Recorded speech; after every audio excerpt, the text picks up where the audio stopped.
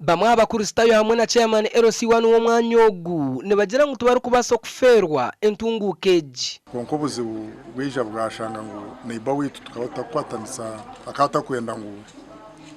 turabaho kandi nanyu mutekateka ningira ngo akata kucimanya ngo itakeriyo bakarishashura leitaroni bija bamugambira ngo bakarishashura uruguto rwo kurabaho abayinura kurabyo uruguto rwo kuza akanisa ya rwibare zo tubona umwe abariho enkungwe tutembo shanga bamwe bahirima n'abana bahirima binentanda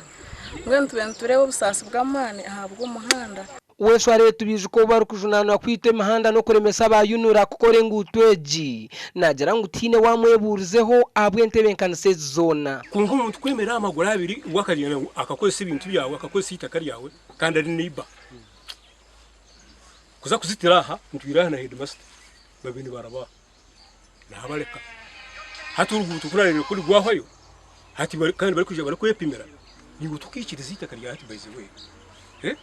kandi muri mukireba namwe ni mugumirwa mudira tukitekemo muduka tukitekemo kwanga leta kalya government nga agadisi bwaganye leta twalisasulira so temugamba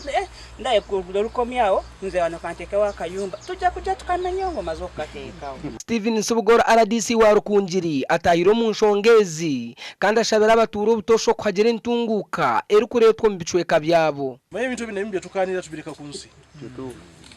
bakuwa inchi futi meka mukaga kumeka usatu zogera nazo nenga listi ogera nezo nenga usigade no mukwana erichi iri abantu ariho bushuma bw'amajuta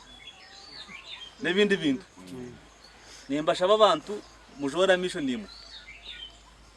mugamba abantu abukugera ki abo kwebintu ebyo amakuru agagasha kwa Dani Basibye.